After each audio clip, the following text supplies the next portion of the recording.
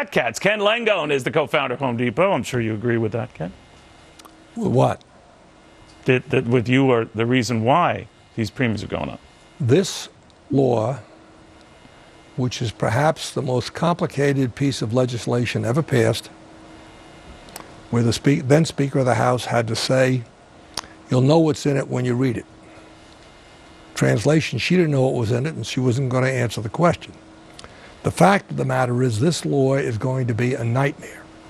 It's not going to be bad. It's going to be a nightmare. It already is. Well, it's going to be worse. But he's putting the onus back on business. And the people who are going to be hurt most are the middle income and lower income people. Trust me, they're going to be the ones that are going to feel the impact, the negative impact of this law. They're going to see it in limited access to doctors and health care because we're going to have shortages. They're going to see it in costs going up, not going down. And now everybody agrees you can't bring 35 million people into the process and do it for less money. It just doesn't work.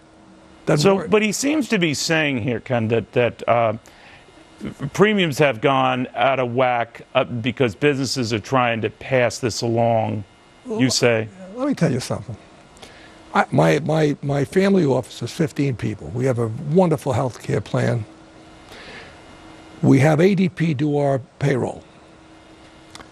ADP came and told us that the governor's new budget, was going to have a provision in it that we could no longer aggregate our purchasing through ADP, right, with any number of smaller companies like ADP Services. We got the benefit of the mass number, that we were going to have to go in separately to buy it, which meant we didn't have the power, the negotiating power with 300,000 lives, 15 people, you got to take what they give you. I went to the governor's office because the governor called me. The New York governor's office. New York governor. He asked me, would I help him get support for his budget in upstate New York? And I went to him and I said, hold it. This is anti-business. These are little firms, gas stations, bodegas, you name it. And they have the benefit of mass buying by being in these, what I call a cooperative. Right. He didn't know anything about it. He took it out. He made sure it came out of the bill. So we're now able to do it through ADP.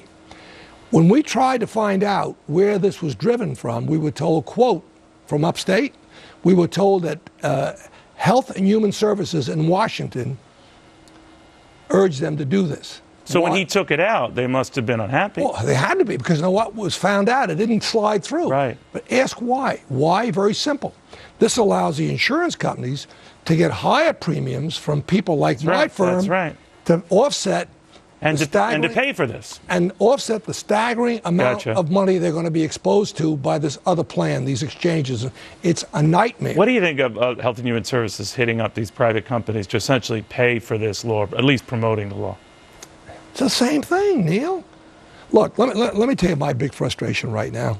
My big frustration is the Republican Party. How so? I'm afraid they're the gang that can't shoot straight. Okay? What do I mean? We've got Benghazi.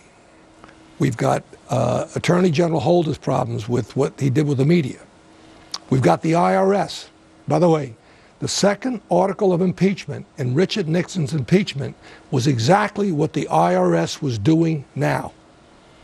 Congress thought enough of it, both parties, to make it an article of the impeachment of Nixon. Do you think this is of the level of an impeachable offense? I'm not sure it is or not, but certainly it's bad. Do you think this grows, in other words? This whole scandal, series of scandals grow? I don't want it to grow. I want to know. I know you don't want it to, but do you think that there's enough of a connection? No, I want to know what happened, and I want to know who's going to be punished. People should be punished. You know, every action has a consequence, positive or negative. That woman that now took the fifth, right, after she said she wasn't guilty, all right? And I'm sure she has wise counsel because her lawyer was my lawyer, one of my lawyers in my event with Mr. Spitzer, Bill Taylor, great lawyer, okay? But what I'm saying is this is absolutely outrageous that American citizens are selected. And I saw last night, I was watching Hannity, and he had a panel on, and people that were, the questions that were being asked, and they had to give up the names. And then we find out the IRS leaked the names of the people who gave the money and wanted to remain anonymous, which is their right. Well, do you think there's a pattern to all this stuff? Yeah, the pattern is they think that the Republican Party is the gang that you can't shoot straight and they can do whatever they want. And so far, they're right. But now that this is sort of boomeranged, you're not sure it's actually boomeranged on them, Boomeranged on who? on the Democrats. Well, it hasn't boomeranged. They got caught. The question is, are we going to have the intestinal fortitude to go after them? And I'm worried about that. I'm very worried about Why? it. What do you think they'll screw up? I think they're afraid of this guy. I think the leaders in the Republican Party are afraid of this man. They don't want to touch him. Why? I don't know. I don't have any idea why. But this is America. You know, go back and look at the practices that were going on in Germany in the early 30s. Look at what was happening there with the government against people.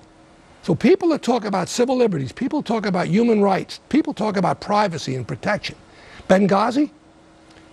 Let me tell you about a Marine or an Army guy or anybody in the military. Your buddy gets killed, and he's in a place, his body's in a place where you might get shot to get him. You'll risk your life to bring that body back. That's what matters. These 4 people died. We need to know why. We need to know what could have happened that didn't happen. We need to know who's responsible. What if we never get that? We will only get it for one reason. If our leaders in Washington, Democrats and Republicans, don't say, hey, wait a minute. The wonderful thing about Watergate was it was a bipartisan effort. It was Sam Ervin. Didn't start out that way. No, but at the end it was Sam Ervin. And what made it? It was Howard Baker. Right, but what made it get that? Revelations, right? When all the facts came out and it was clear what was going on. It was a just behavior, just action. It was a just, the point I'm making is we don't live in a society like this. None of us that I know of appreciate the notion. The issue with this privacy thing, I'll tell you one thing that's interesting. Remember when Ellsberg leaked the Pentagon Papers? Right? And the Supreme Court ruled, right? Right. And the Times ran it. What's different about this young man now letting this out? Tell me what's different. So what would you do to him?